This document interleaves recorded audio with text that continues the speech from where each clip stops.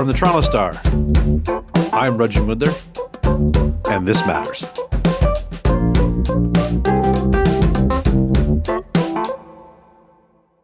For hospital healthcare workers, the third wave is like watching a devastating car wreck in slow motion.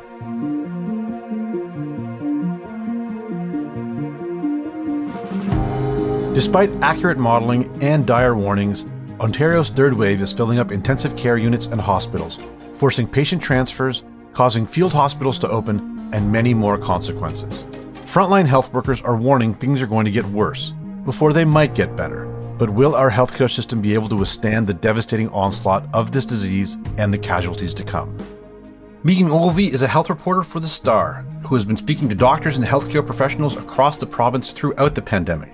She joins us to discuss the increasingly dire situations in hospitals across the province.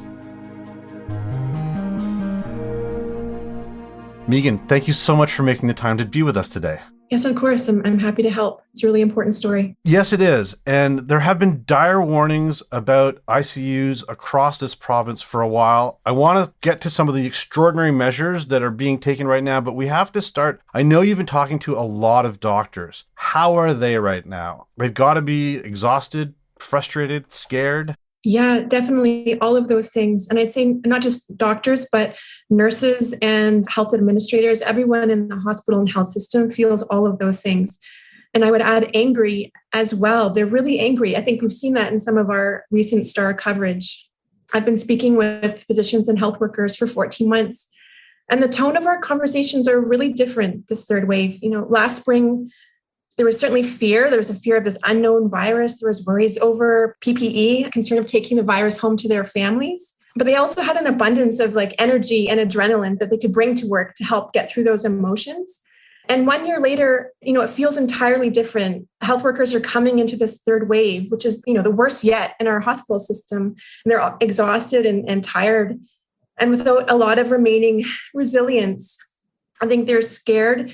They won't be able to, despite doing everything possible, I think they're scared that they won't be able to save all those people who are sick or need care. And that fuels some of their anger because they say the surge of patients in hospital now and the incredible cascade of harms that will come from that was an avoidable catastrophe.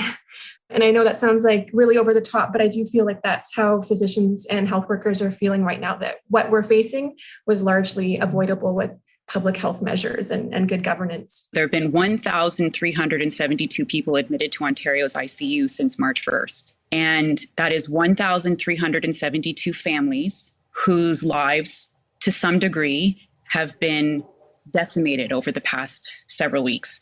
Some of those people have lived, some of those people have died, and many of those people are still in our ICUs. And there are thousands of people who are going to be admitted to the ICUs over the next month. Let's talk a little bit about where we're at right now. Do you have a sense of the numbers that are in the ICUs right now? Yeah, these numbers are posted daily by Critical Care Services Ontario, and these numbers capture the previous 24 hours in hospital. So today, there are 749 patients with COVID-related critical illness in our ICUs, and 60 new patients were admitted in the last 24 hours. But I also wanted to say that, many physicians and health leaders say this is an undercount because it doesn't include the many, many sick COVID patients who are getting hospital care outside the ICU. In pre-pandemic times, these patients would be sick enough to be in the ICU, but now because there are just so many patients, they are being cared for on wards. So I think it's important to note that there's still, I think, an undercount of who's in ICU and that these numbers are like a moving target. We've certainly added more ICU beds in the last year, and hospitals have been doing that as well. But the actual numbers change regularly and sometimes daily based on staffing. So for me, I certainly look at the numbers, but a better metric almost is that ICU physicians and hospital leaders are saying almost across the board that they are full and many beyond capacity. And I think that's the best metric for where we're at. Okay, so we're hearing a lot about the fact that these patients are younger, that there's entire families. I know it's a really hard thing because you're talking to so many hospitals and doctors across the province, but what are you hearing? Is that what it is? And can you share just some of the anecdotes with us about just how serious this is right now? Yeah, for sure. I first started hearing from physicians about a month ago. I think it was mid-March where, a text or emails would come and say, hey, I feel like we're seeing younger people showing up, and when they show up, they're sicker. And I think that's a trend, certainly definitely a trend that's accelerated since mid-March till now. That could be for a whole bunch of reasons. It could be because there's just so much more virus in the community. It's infecting more people and sending younger, or we know that these variants of concern, not only are they more infectious, but maybe cause more severe illness in people. Health workers say that seeing the young, and otherwise healthy people in their hospitals is really startling. You typically don't see a lot of young people or younger adults in ICU. And so health workers, when they see these young people, they say they think of themselves, they're my age in their early mid 40s. They see young patients who have young kids at home, or they've been recently married. And I think that hits health workers in a different way, right? They sort of imagine themselves in that position. And then, of course, yes, there are many anecdotes that entire families are getting sick and needing hospital care. One I heard last week from a Peel area hospital, there was a family of 3 came in. The adult child was transferred to sick kids, which is now, of course, taking some adult COVID patients, and the adult child's on a ventilator.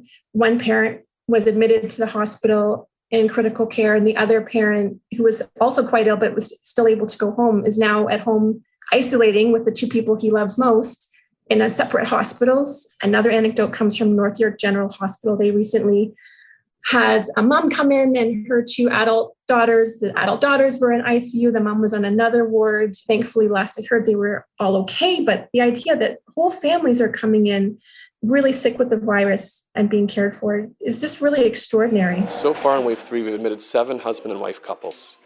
And I think it's a sign that the virus is getting into homes, affecting everybody. And because it's so much more powerful than the prior virus we're dealing with, more people from within that household are coming to hospital together. You've written a little bit about people getting treated in hallways because there is no room. We've been looking at some of the plans. I would like to talk a little bit about what's happening this week. I think the big one, obviously, we've all been watching, is these field hospitals. I believe that Sunnybrook is actually supposed to open up this week. Is that going to happen? Last we heard and reported, the field hospital, which was set to open later this month, is now going to open this week for some patients. We know Hamilton Health Sciences is building a field hospital to care for some patients as well.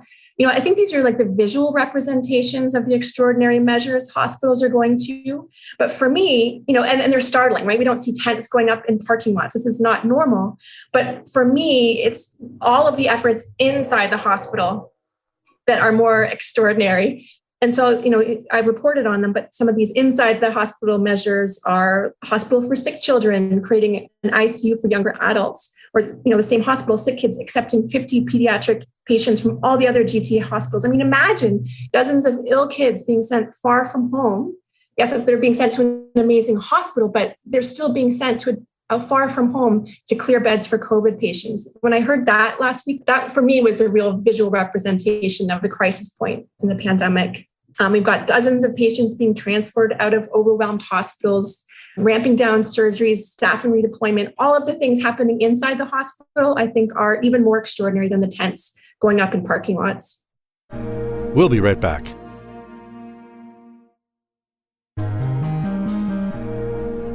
One of the things that you mentioned to me is that people like radiologists and other specialists are being basically asked to work as nurses and giving like a weekend course. Is that happening? It is. Yeah. That particular anecdote comes from Peel's William Osler Health System. I think it's safer than it sounds, but it is extraordinary. So, many hospitals in the GTA are redeploying staff to help care for critically ill patients. We hear a lot about the number of available beds, but really the limiting factor in caring for sick people isn't space or beds or even equipment. It's the people, the highly skilled people needed to care for sick patients. Ontario has about 2,300 ICU beds. In practice, though, we have far fewer because we simply cannot staff them. And so one of the measures Ontario's hospital system is doing is sending people where they're needed most. They can do that because they've, of course, ramped down surgeries, which is its own tragedy, but they've ramped down surgeries and freed up some staff to help with very limited training. Physicians or nurses are being paired with ICU physicians or ICU nurses to be extenders.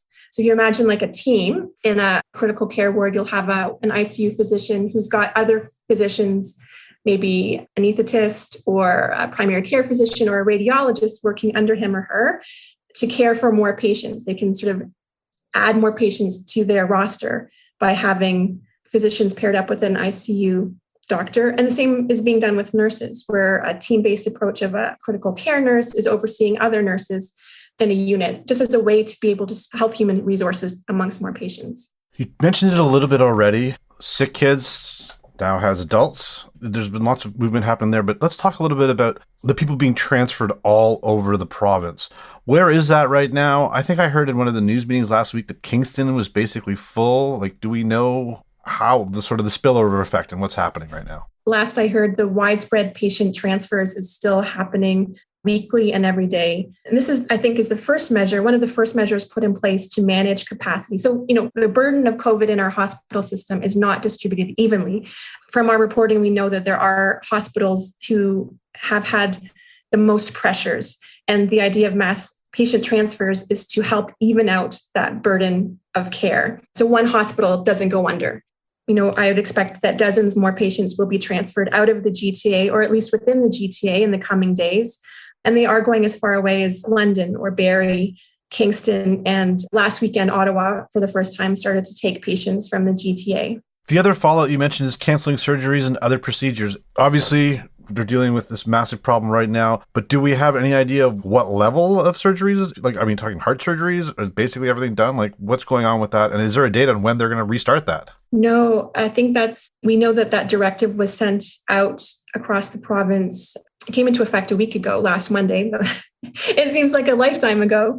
And, some hospitals, especially in the harder hit regions of the GTA, had already started to ramp down some surgeries in advance of that directive to, again, free up space and primarily staff. Each hospital will have their own criteria for how to ramp down surgeries. That could change.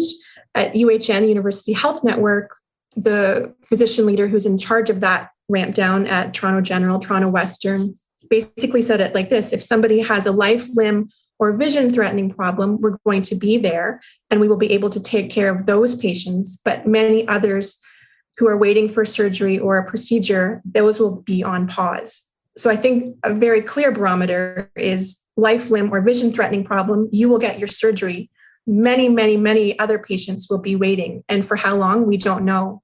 We do know that there are already 250,000 surgeries and procedures in backlog from the first wave. So all of this is going to be adding on to that, which is that terrible cascade of events in the healthcare system. What do we know about triage? To be blunt, the real issue is when the ICUs are full, doctors have to start making decisions about who they can help and who they can't, right? So are we there yet? We are not there yet. No physician and no hospital anywhere in the province has started to triage, but they are preparing. Just at the end of last week, some hospitals sent memos to their staff, alerting them that this could be in the future. They have prepared training and education materials for their staff. I'd say preparations are underway. And some of the quotes in my recent stories suggest that what once was hypothetical could very soon be a reality. Now, no hospital or physician can do the critical care triage tool on their own. That will have to have direction or be operationalized from the Ontario Critical Care Command Table. I'm actually reporting a story on this week, so I hopefully will have more details for our listeners and readers in the coming days. But I would say it's not started. Hospitals are actively preparing, and I think physicians and staff are mentally preparing for the emotional trauma of having to make those decisions should it come. But I also want to preface, all of these extraordinary measures that we've just talked about are all being done so that this triage tool never has to be used. We're already in what seems to me some pretty awful and scary scenarios. What is next? I don't know. And that's a question that I ask every doctor or health worker after a conversation, whether that's on the record or on background. What do you think is going to come? How are you going to deal with that? What happens? And a lot of times they say they don't know. I've written the word unprecedented. I never, that should not be a word that we use a lot in our reporting. But it is. This is a crisis that we've never been through in Ontario's health system, and we don't know what's coming next. What I do hear is that we're in for some very hard, very scary few weeks in hospital to get through the surge. What that looks like, we don't know yet. But I think as a reporter, I'm preparing to hear some very heart-wrenching stories. And I think physicians and health workers are also preparing for some really dark days. Yeah, it's hard. There's been a lot of talk about how this could have been a preventable tragedy, especially if you compare Ontario's first and second wave to this third one. Is there anything more that public health professionals want us to do that might help? Is it paid sick leave and basically shutting down manufacturing and warehouses? Or is there something more that can be done? No, I think you've said it exactly right. The frontline health workers back in completely what the provincial COVID science table has been saying. We need strong public health measures to drive down cases, to prevent hospitalizations and really sick COVID patients. Because it's of course, we don't want people to be sick with this virus and need hospital care or critical care and have lifelong health problems that come out of that. We don't want people to be sick with COVID. But when so many people become sick with COVID, the whole healthcare system buckles. And so many people who deserve and need care for everything from cancer to heart surgeries, good maternal care, good child care, good mental health care, all of that is being pushed aside to treat and to cope with this extraordinary surge of COVID patients. The strong public health measures to drive down cases is needed not just for those who will get sick with the virus, but to help the whole healthcare system cope and therefore help all of us stay healthy. So along with that, I think, that's what I try and tell my friends and family too. We're doing this for ourselves, but we're doing this for everyone we love who needs healthcare in our provincial system. You've been doing amazing work on a very, very tough subject. Is there anything that I didn't ask that you think our listeners should know? It's a great question. It's the one question I've asked everyone I've spoken to in the last year and often lead to the other story, right? That tells us what happens next. For me, I think I'd want our listeners to know that doctors and nurses and health workers don't want to be at this point. It's hard for me to speak for them. So many of our health workers don't want to be here. They're heartbroken to be here. They know that they can't deliver the care that they want to in our current circumstances. And that's really hard for them. And I think they also want people to know to not be afraid to go to hospital. If you are in an emergency, if you need healthcare, despite everything, they're still going to be there for us. And you can still go to the emergency room and get, the life-saving care, the urgent care that you need. And those doctors and nurses will do their very best. I think those are the two things that I'd want to add to the conversation. Well, you've been doing amazing work and spreading the word about this. I really, really want to thank you for your time today. Well, thanks for having me. I know these are tough conversations, but this is the moment we're at, and I'm happy to share what I know. Megan Ogilvie is a health reporter for The Star.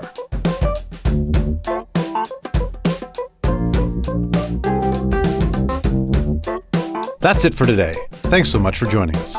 This Matters is hosted and produced by me, Raju Mudler, Adrian Chung, and Saba Etisaz. Produced and mixed by Sean Pattenden, and our director of programming is JP Fozo.